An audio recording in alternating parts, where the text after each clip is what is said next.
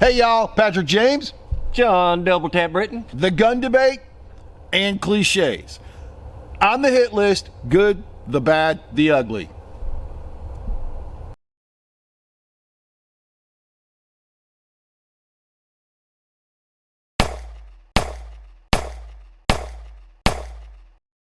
So, First of all, what is a cliche? well, give us the definition, John. I wouldn't so much call it a definition, but I mean, everybody pretty much knows a cliche is a common phrase that you hear over and over and over and over ad That's nauseum. so cliche. And it basically gets dismissed as just a cliche. Mm-hmm. But is it? I mean, how does something get to be a cliche? Now, our attempt in these videos are to give you a cliche that you hear all the time and Okay. give you the ammunition to back it up. Yeah, because, I mean, obviously a lot of them get dismissed as just that, just a Yep. cliche. For example, and this is a relatively new one. There's some that have been around for forever. Yep. But this comes from none other than Wayne LaPierre at the NRA. Yeah.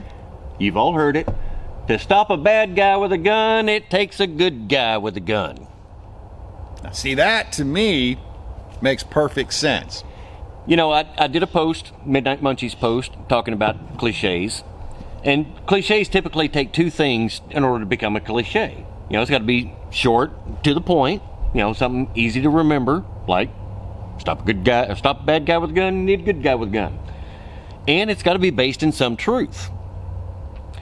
And I got to thinking after I made that post, that's not always the case, because there are cliches that are feels based instead of fact based.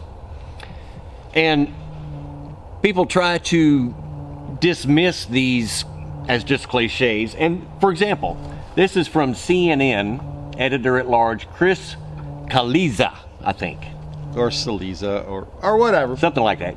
Anyway, he said, here's definitive proof that a good guy with a gun doesn't always stop a bad guy with a gun. Always. So see, he put the always in there. Right. And of course, his example was the Parkland shooting. Yeah. He said, you know, when the shooting started at Parkland, there was an armed deputy on duty at school, someone tasked specifically with keeping the students inside safe. He was outside when the first shots were fired, and he stayed there for 4 minutes as the shooter murdered 17 people. Now, the revelations about this deputy's actions, or more accurately, inactions, came on the same day that Wayne LaPierre made that statement about to stop a good guy with a gun takes a bad guy. I mean, stop a bad guy with a gun takes a good guy with a gun. At the Conservative Political Action Conference. At CPAC, yep.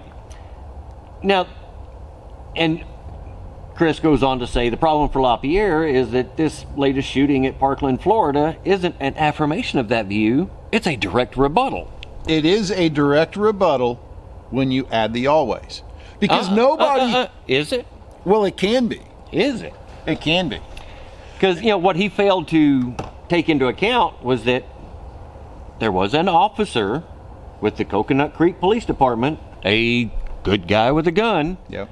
who arrested the shooter at a neighborhood nearby. Mm-hmm. So, technically speaking, a good guy with a gun stopped the bad guy with a gun. Now, But that doesn't always work out, and that's why I say you can't ever use the word always in the same context as this cliche, now because it doesn't always happen that way. Generally speaking, though, it does. Generally, and that's why always was added by Chris, so he could say, nah, it doesn't work that way, but we, as gun people, didn't add the always.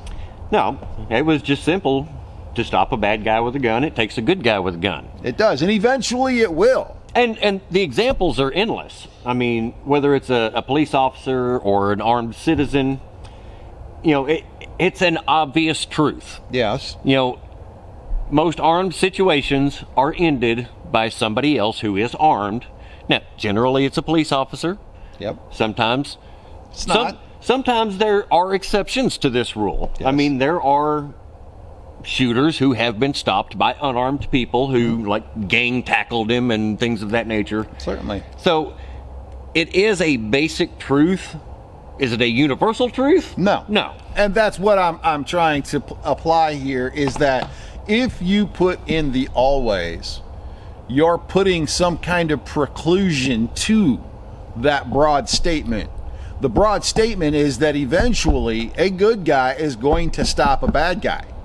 It may not be immediately. As we know with law enforcement, they're responders, and very seldom are they actually there at the moment the crime takes place. Why? Because criminals are cowards. They're not going to do, most of them will not do something if they see a show of force prior to them doing it. Yep, there was a case up in Washington at a mall, and it was reported early as a mall shooting, and then it just kind of disappeared from the headlines because there was a citizen with a concealed carry, and as soon as the shooter saw him brandishing his weapon, he went into a hallway stairwell and killed himself. So, and why wouldn't we hear that? Are they trying to control a particular narrative? but again, it's another case of a good guy with a gun stopping a bad guy with a gun, even though he didn't actually shoot him or apprehend him. Just him being there armed was sufficient. Now, see, the facts with this scenario is we actually don't have very many stats to prop it up because very few of them are known. Because a good guy with a gun often stops something before anything is committed. And often without a shot being fired. Exactly. So that is our first cliche. Tune in for the next one. We appreciate it. And if you want peace, Prepare for war.